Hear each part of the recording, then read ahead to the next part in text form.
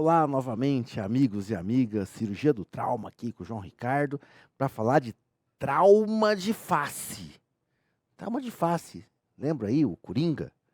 O Coringa até era que era bonitinho, fez um trauma de face, mudou toda a personalidade dele até. Então, isso é importante, porque a face ela traz identidade, a individualidade de uma pessoa. E ela também é uma unidade estética suscetível a trauma. Acidente de trânsito, grande parte, né, dos traumas de face, até 80%, são relacionados a acidente de trânsito. Principalmente o povo que não usa cinto de segurança e choca com a face, ou no volante, ou no para-brisa, essa coisa toda. Eu tenho situações estéticas que são importantes, mas como funcionais também. Né? Lembra dos nervos cranianos, facial, mímica e etc. Tudo isso pode ter um comprometimento bastante importante. Lesões ósseas, crânio-maxilares, eu tenho dificuldade na minha dinâmica mastigatória, então tudo isso tem que ser levado em consideração, sem contar traumas de face importantes, que ali no momento do atendimento inicial do politraumatizado, eu posso caracterizar como obstrução da via aérea, e eu tenho o meu paciente com dificuldade de ventilação, hipoxemia e tal, e eu precisar fazer uma abordagem de via aérea cirúrgica. Então, isso é bastante importante no nosso atendimento. Então, todo mundo sabe, e a gente repete 1 milhão de vezes, vocês já devem estar enjoados de ouvir eu falar. Atendimento do pós-traumatizado. Atendimento inicial, que é o ABCDE, com medidas auxiliares e medidas de reanimação. E depois eu tenho o atendimento secundário. Faço tudo quanto é exame, semiologia da cabeça aos pés, para depois o tratamento definitivo. Então a gente tem que imaginar onde que o trauma de face pode comprometer esse atendimento. No exame primário, lá no ABCDE, normalmente o comprometimento das lesões de face está lá no A, via aérea.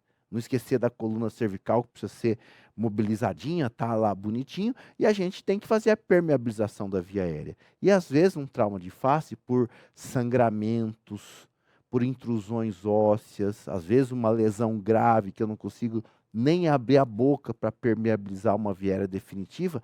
Lembra que apesar de ser trauma de face, a gente precisa ter a permeabilização das vias aéreas. O paciente está estável, está ventilando, está bonitinho, legal.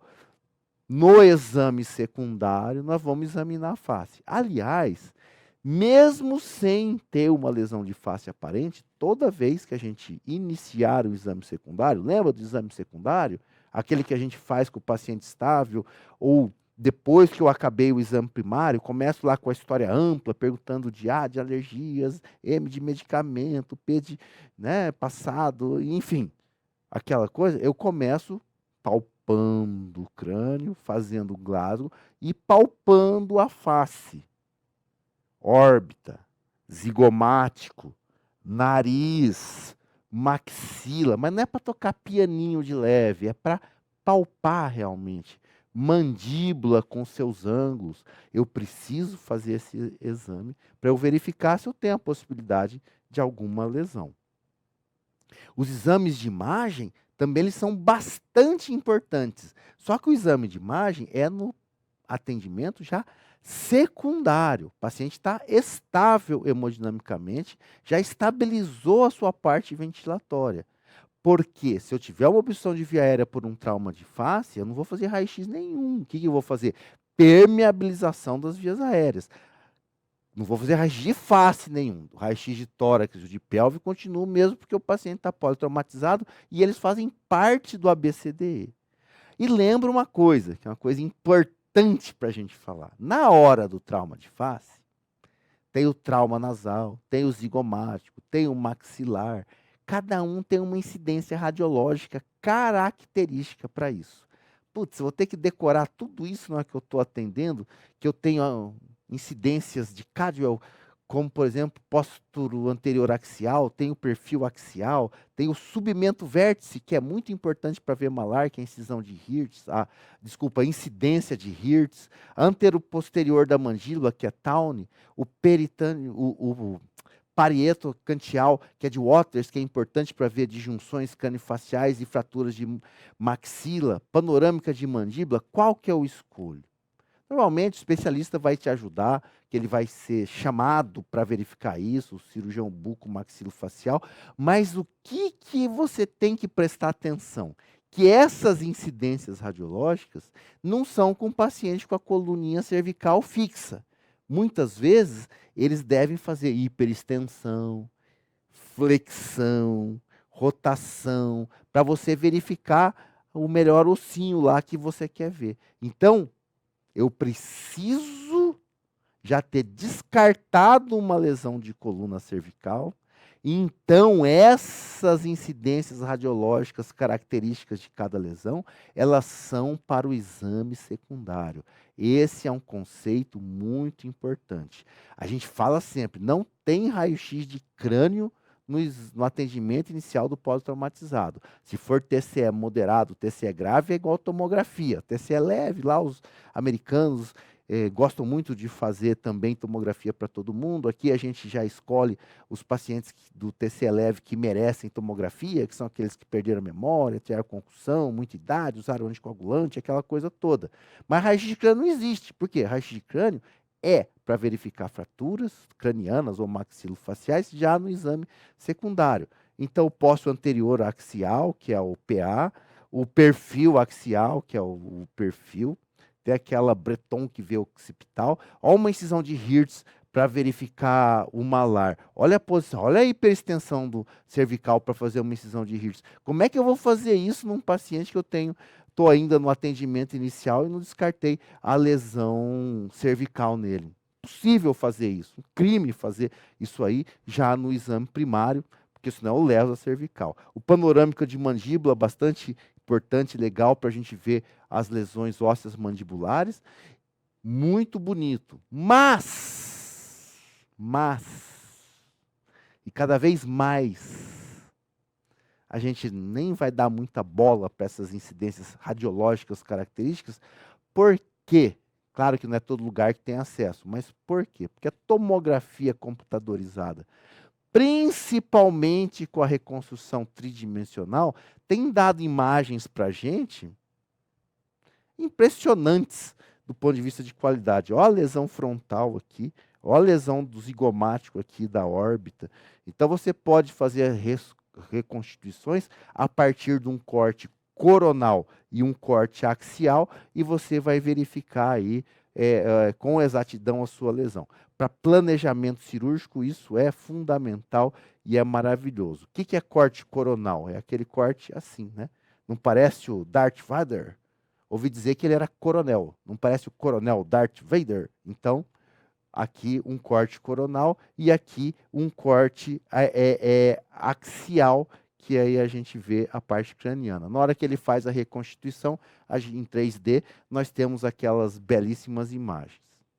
Vamos falar das principais lesões que pode acontecer na face, as mais manjadinhas aí, que a turminha gosta de perguntar em questão. Aliás, eles gostam mais de perguntar em questão lesou toda a face, não sei o que eu faço primeiro? É permeabilização da via aérea. Ah, não consegui permeabilizar a via aérea porque a lesão de face, etc. Ou cricotireoidostomia. Então, as questões não fogem muito disso. Mas, algumas principais lesões, sempre alguém pode estar beliscando uma questãozinha e você vai ser esperto e vai saber responder. A fratura da órbita, que é uma fratura relativamente comum, ela pode ser intraorbitária, supraorbitária ou mesmo zigomática. Qual que é o quadro clínico da fratura orbitária? Nós temos um edema periorbitário, tá tudo, né? E com equimose também, com hematoma. Então é aquele olho roxo. Ah, mas isso não é fratura de base de crânio, sinal do Guaxinim? Lembra que sinal do Guaxinim eu tenho 2 hematomas. Ah, mas ele levou 2 socos, fraturou as 2 órbitas. Realmente pode acontecer. Então, entra aí como diagnóstico diferencial. A hemorragia subconjuntival, irregularidades no rebordo, porque eu vou fazer a palpação Fratura de base de crânio não vai ver essa irregularidade. Fratura de crânio, o paciente vai estar deteriorado neurologicamente.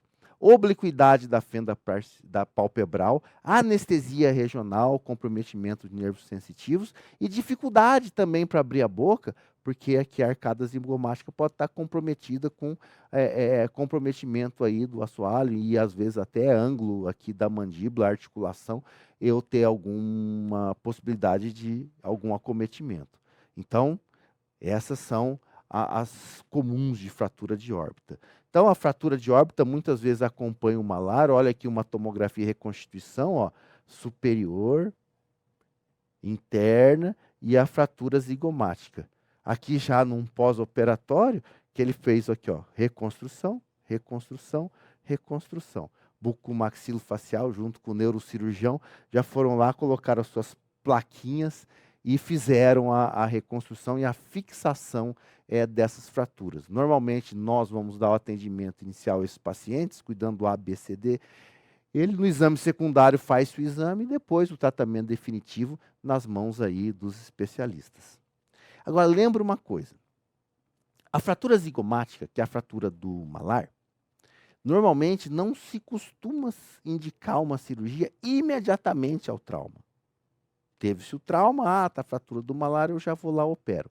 A preferência é você fazer a reconstituição óssea depois da redução do edema, porque aí você teria um prognóstico melhor, quer dizer, processo inflamatório agudo já cedeu, então após 14 dias você faria a sua reconstrução zigomática, que você pode pôr lá a sua plaquinha com seus parafusinhos, muito bem, obrigado, que vão ter um prognóstico bastante interessante depois disso.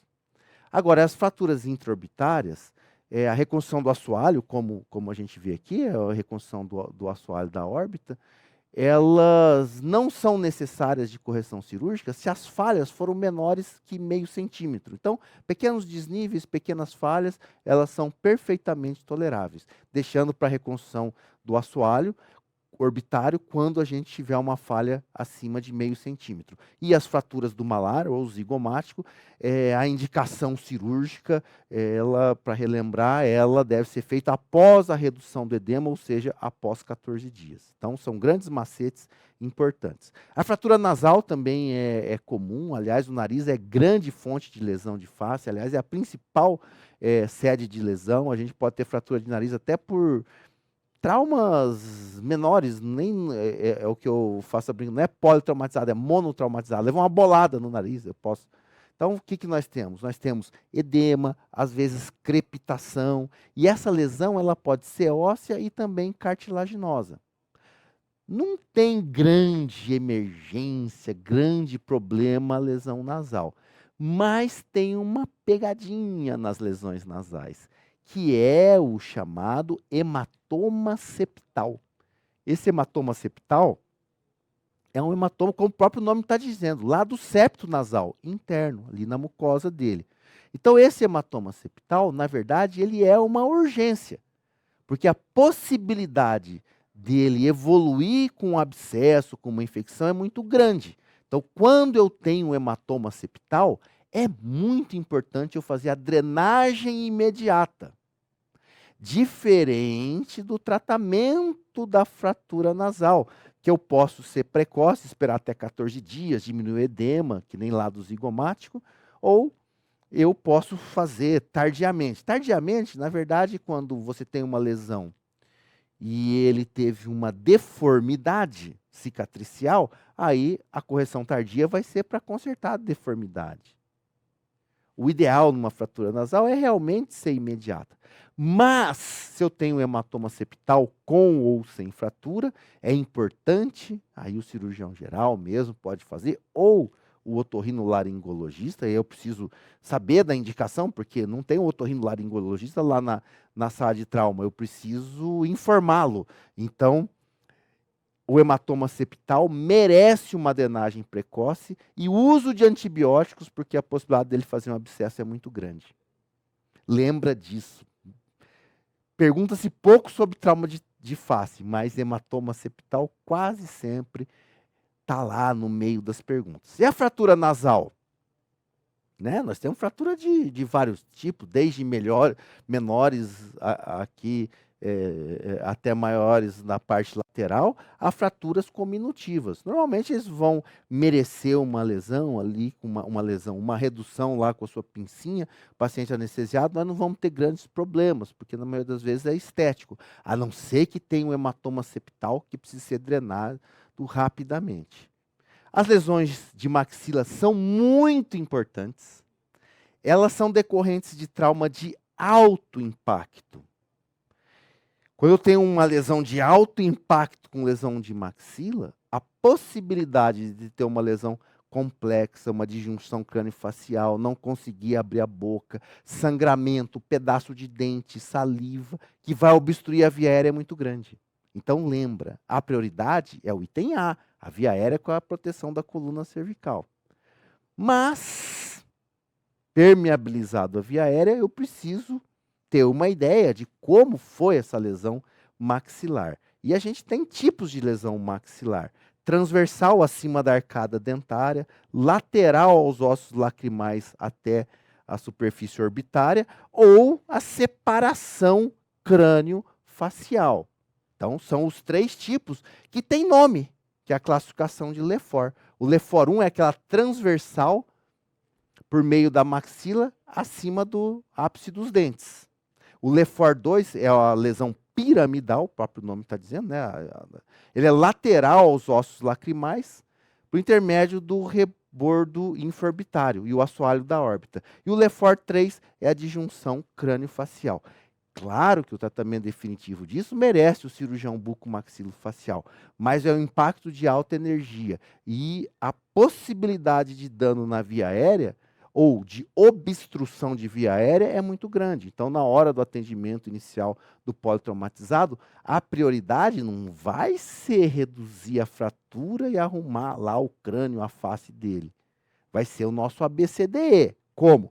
Permeabilizando a via aérea, garantindo a ventilação, o estado hemodinâmico. Depois, resolvido isso, o D neurológico, porque a pancada foi tão grande aqui, será que ele não tem um TCE associado junto? Então, aquela coisa toda do atendimento inicial do politraumatizado. Legal, gente? Pensem nisso. Trauma de face, possibilidade de obstrução e lesão de via aérea, é o que pega aí. Legal? Grande abraço e até a próxima.